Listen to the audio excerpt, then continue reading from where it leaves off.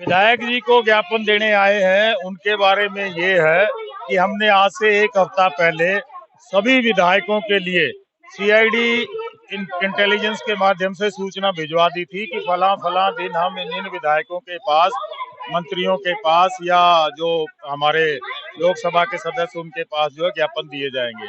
एक हफ्ता होने के बावजूद विधायक हमें कोई भी घर पे नहीं मिल रहा। ये एक जो इंडिपेंडेंट विधायक था वो मिला था, बाकी बीजेपी के जितने भी विधायक है कोई भी हमें घर के ऊपर आज तक नहीं मिला। बता दिया, उसके बावजूद भी ये इनकी जानबूझ करके ये एक चालाकी है उसके अंदर। मेरा नाम बबीता है, मैं स्टेट की एल्प्रो की कन्वीनर हूँ।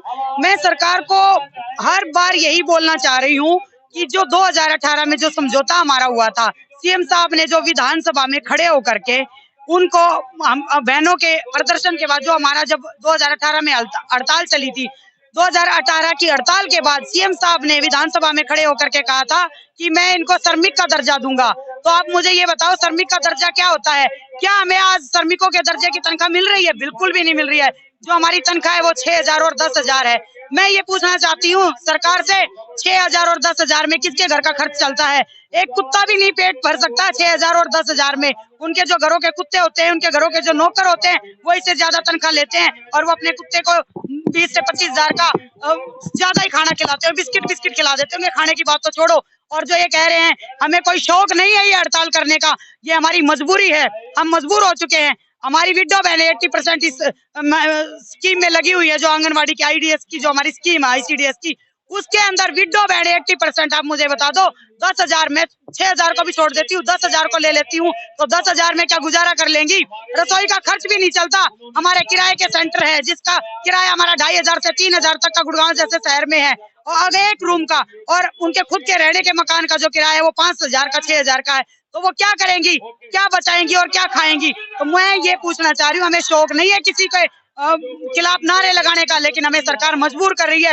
आज 45 दिन हमें धरने पे बैठे हुए हो गया है और सरकार हमारी मांगों का समाधान नहीं कर रही है। कोई नई मांग हमारी नहीं है। 2018 के समझौते के को लेकर के ही हम बैठे हुए हैं, हमने नया कुछ भी नहीं मांगा।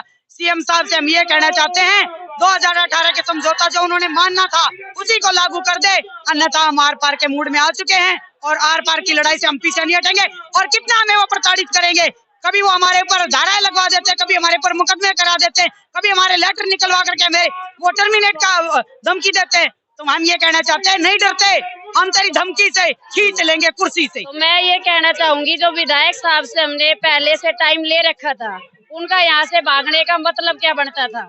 क्योंकि हमें उसे टाइम लेके आए, ना कि हम अचानक धावा बोलने आए हैं।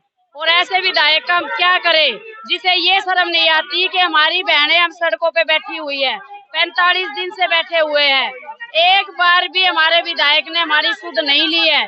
और जब आज हम दरवाजे पे आए हैं तो वो यहाँ से चले गए हैं। ये उनके लिए बहुत शर्म की बात है कि वो हमें समय देने के बाद भी यहाँ से चले गए हैं। ऐसे विधायक को हम आने वाले समय में इलेक्शन में नहीं आने देंगे बिल्कुल भी। और ये हमारा शौक नहीं है यहाँ पे आने का, ये हमारी मजबूरी है।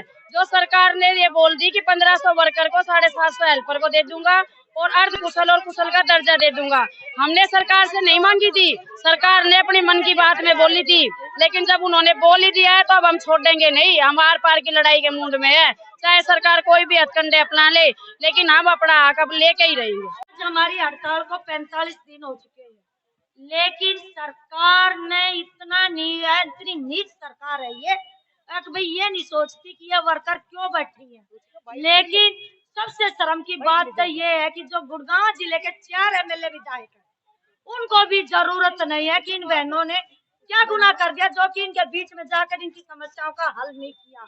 हम इन बहनों को इतना आक्रोश है कि आज हमने एक हफ्ता पहले सीआईडी के माध्यम से मीडिया के माध्यम से इनको अवगत करा दिया था कि इन तारीखों का इन एमएलए विधायकों का घेराव कराया जाएगा। लेकिन ये भी सुधीर सिंगला की तरह अपना घर छोड़कर भाग गए, क्योंकि ये हमारी इन बहनों से डरते हैं, क्योंकि इनकी मांग पूरी ना करनी पड़ जाए। हम ये कहना चाहते हैं वो दिन भूल के जिस दिन हमारी बहनों के पांव पकड़ो थे तुम जाके अब मुझे जिताना चंडीगढ़ भेजना। क्या इन बहनों ने गुनाह कर दिया? इनको जिता के चंडीगढ़ भेज दिया, लेकिन ये अपने वादों से मुकर गए। हम इनको याद दिलाने आए हैं कि हमारी जो मांगे हैं उनको पूरा करे आ जाए। आज अभी मैं यहाँ पर अगर मौजूद हूँ तो मैं विधायक जी के कहने से ही यहाँ पर आई हूँ।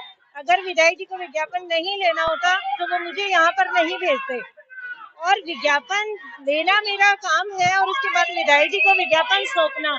और ऐसा नहीं है, ये भी अगर ये महिलाएं ठीक कह रही है कि हम अपना ज्ञापन देने आए हैं और हम अपनी डिमांड किसको रखेंगे, तो मैं तो ये इनको ये भरोसा नहीं है कि विधायक जी होंगे हम विज्ञापन उन्हीं को दें, पर ऐसा नहीं है। विधायक जी को विज्ञापन अगर चाहे मुझे दिया जाता है तो उन्होंने मुझे कहा है, इसीलिए कहा है कि इनका विज्ञापन आगे सीएम साहब तक पहुंचाना और सरकार तक इनकी आवाज पहुंचाना वो हमारा कार्य है। इनका कार्य है विज्ञापन देने आए हैं तो विज्ञापन देकर जाए। तो अब इससे ज्यादा मैं और क्या कहूँ आपको, लेकिन अब मजबूरी है कि विधायक जी उत्तराखंड में बैठे हुए हैं और ये लोग आए हैं, मैं उन्हीं की मंजूरी से यहाँ पर आई हूँ। अगर इनको लगता है कि विधायक जी विज्ञापन नहीं लेना चाहते, अगर विज्ञापन नहीं लेना चाहते तो वो मुझे भी यहाँ पे आने की मंजूरी नहीं देते। मैं इतना ही कहना चाहूंगी।